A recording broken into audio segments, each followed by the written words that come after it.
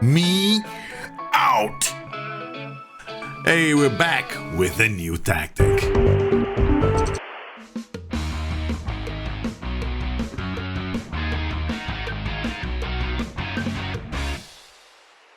My name is Daljit. Welcome to the show. This is the show where I'm gonna be explaining a tactic that you guys named. I had nothing to do with naming this tactic. This tactic is called DIJKSTEEL, and the name was a competition that we ran on Twitch, and the winner of the tactic naming. Don't feel insulted by the name, please. Things could have been much worse.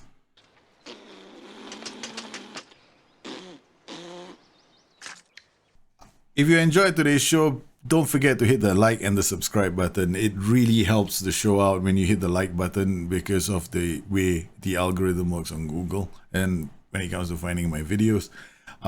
Here we have the Dicksteel tactic. It's a 4-2-3-1, deep 4-2-3-1, and it's got different ways of playing this tactic. And Velez uses one version of this tactic. My Torino team uses another version of this tactic, and Kingstonian also have one version of this tactic, because different teams might need different requirements, especially when especially with the role of the trequartista and the complete forward. Not a lot of teams have the luxury of having a complete forward in their ranks.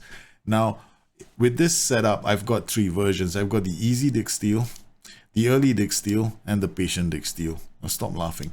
Okay, so the Easy Dicksteel is a tactic that I would typically use when I'm starting a game. Now, the idea here is pretty straightforward. It employs some of the tactics, the strategies I've been using in FM20, and I'm hoping these strategies are things that you can try in your own saves. Now, some of these I haven't been doing them. I haven't usually used these strategies very often, right? And I discourage a lot of people from doing them because they have the risk involved. For example, all three tactics employ a very aggressive overlap.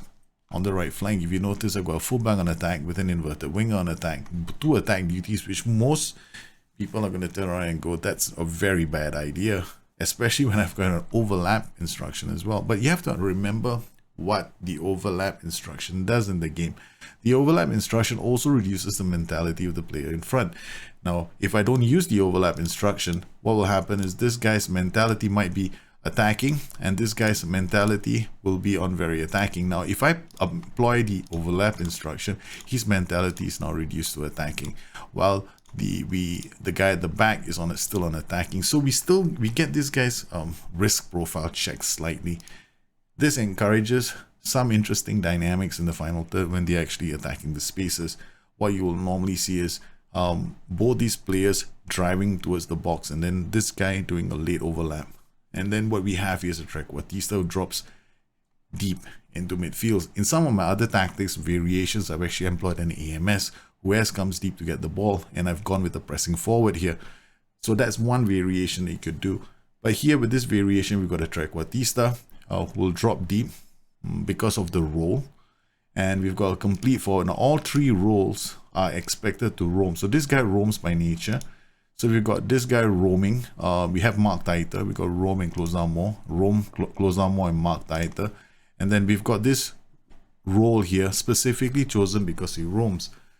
If we use a pressing forward, I would also employ the roam. I would also ask him to roam as well.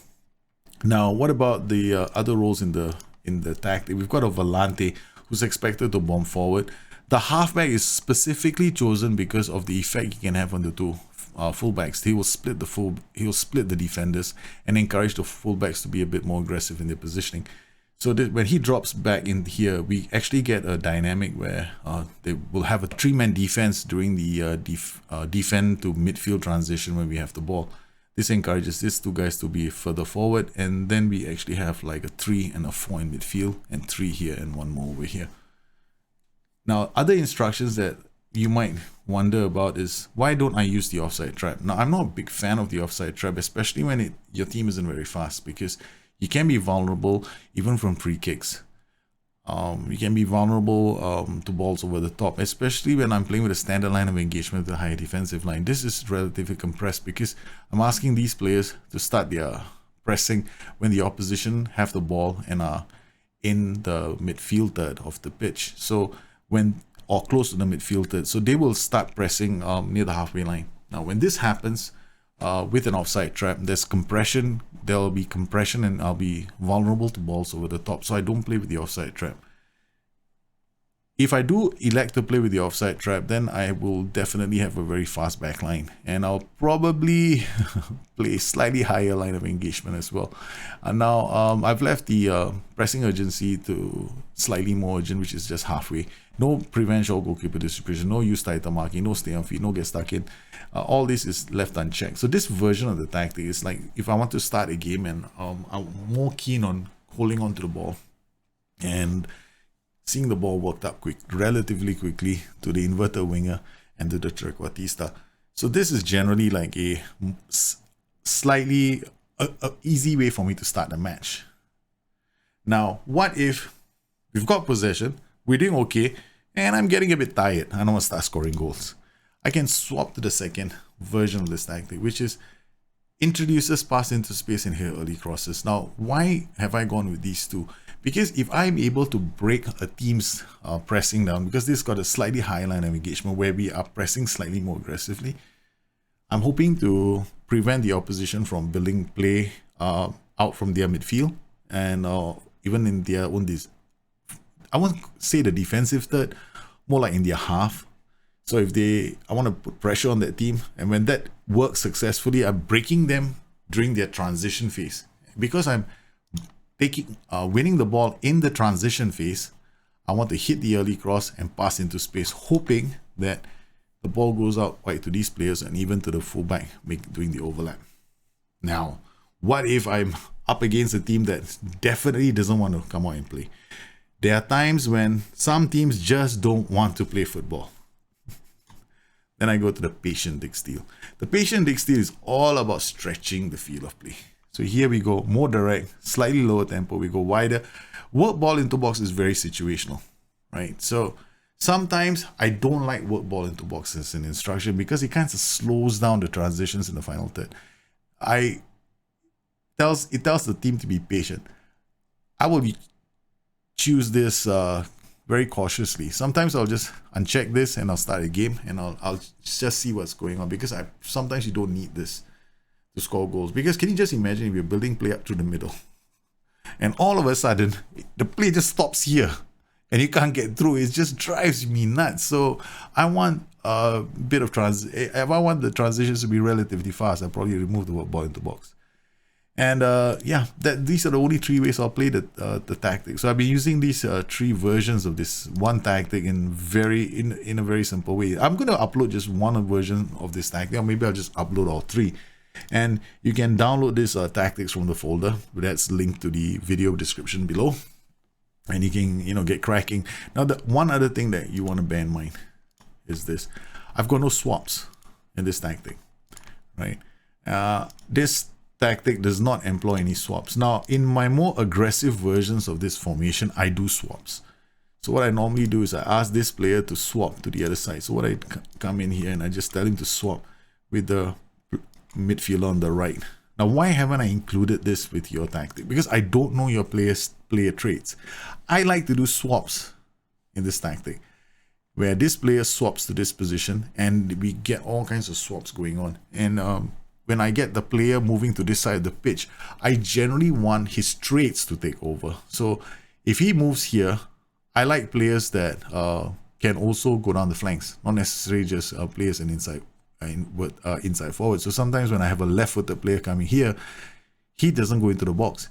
Because he's left-footed, he might go down the flanks occasionally. So I get a different dynamic to the tactic. So I take advantage of traits as well. So different traits can give you a different dynamic in this tactic. Inverted wingers playing on a right foot might end up going down the flanks, behaving like a winger. So you gotta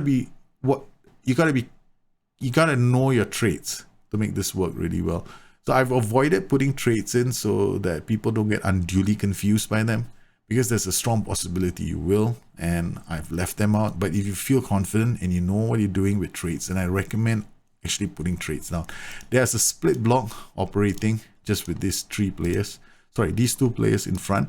Nobody else is using a split block except this guy has a close down more, because we want this flank to be a bit more aggressive. We also have a cross in far post. Yes, we just get these guys to sling one ball to the opposite end of the pitch, and That's it. That's basically it for the tactic. It's a very straightforward tactic, and I hope you enjoy it. All right, let's talk about attributes. The whole team in general needs good work rate. Now let's break this down into units. We're going to focus on this group first, and then we're going to look at the rest of the team. The front group needs very good off the ball. They need acceleration. They need first touch. The player in the middle here, he can be an AMS, but he will need comes deep to get the ball. Otherwise, play a trequartista. If you have a player who's got low dribbling, then consider the shadow striker with the roam from position instruction, and he needs to have the comes deep to get the ball. Player trait. The idea here is this player absolutely needs to drop into the midfield to help you with ball circulation. In front, if you've got a complete forward, the complete forward is a role that I will recommend because we want all three of these boys to roam. So they need good decisions and off the ball. Now, if you don't have a complete forward, you can always rely on a pressing forward, but then you will have to give him the roam from position instruction. Here on the flanks, you want good acceleration. You want generally for all these players to have good acceleration, with the exception of the trequartista. If you want to play a trequartista here, acceleration becomes important if you're expecting to drop into midfield and then bust the gut to get into the box, because this trequartista is going to score a lot of goals. So if you have a trequartista here with low work rate, he's not going to be doing you a lot of good. So you want somebody who can get into the box, has good acceleration. If you have a player here with good work rate, then you're going to get a lot out of this position. All right, what about the two wider positions? I like to do player swapping in my tactics. So normally when I play these two positions, I want players who can play both positions. So that's the first thing I look for. The second thing I look for is acceleration. I look for both players being able to cross the ball, both players having good off the ball, both players with decent dribbling, both players with decent finishing. More importantly, I want both players to have good composure. So you are looking for these kind of attributes in the final third.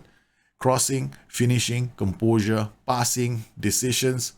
Vision is not so important, but what you really want is composure, because you want these players to to hang on to the ball, not to just give it away. So balance and agility also comes into play. So this is the attacking group. What about the two guys in the middle? Now, for the volante, you're literally looking at playing like a deep line playmaker. You're looking for any role that can play as a playmaker here with good off the ball.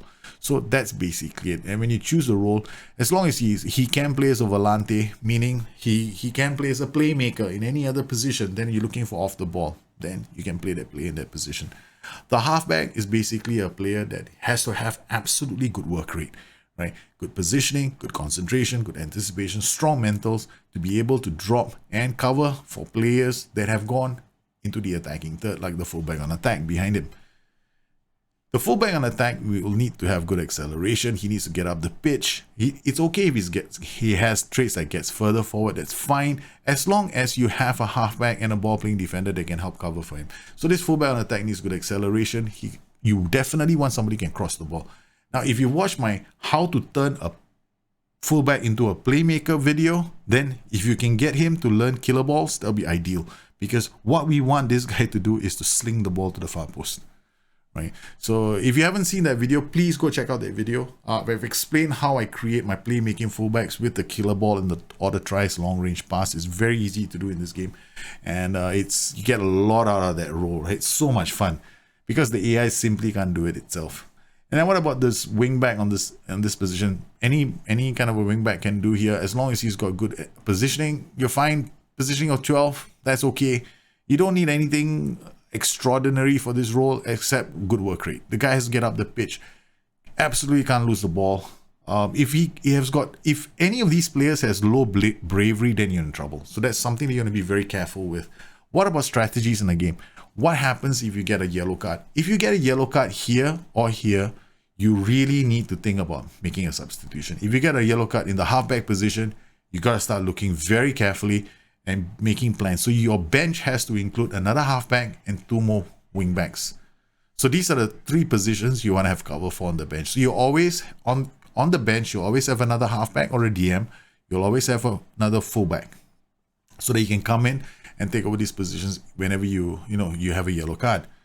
So that's basically it for the tactic. Well, you've seen me play with this tactics for a while now on the stream with Velez. I hadn't named the tactic with Velez just yet, and even with Kingstonian Diaries, I hadn't named it. I just called it some basic KD and I gave it some number. And I want to thank all of you for coming up with the name for this tactic, which is interestingly enough quite a fun name. And I hope you found this video useful. Now, the idea behind this video was to introduce you to concepts that you could use in your own tactics. It's not, this tactic may not necessarily work for a lot of players out there or a lot of teams. I mean, if you want to have an underdog tactic, I still recommend Ironhide, because I think Ironhide is a very strong tactic for underdog teams. This is what I like to call a fun tactic, because I love the Trequartista in FM20. It's a lot of fun to play with.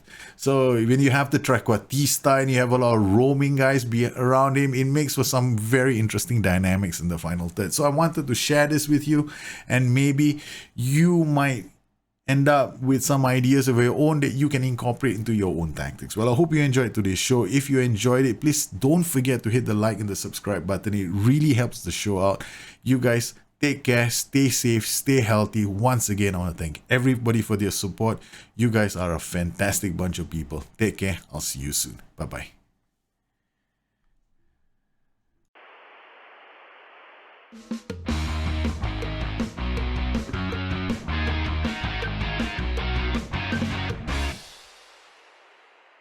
All means go register, Mazala.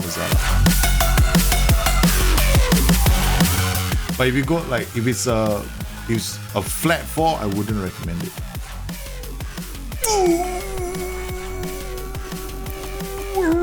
Rocket! What a rocket! Politic cuts it back for who? Joel Senior. He rips that net right off with that rocket from outside the box.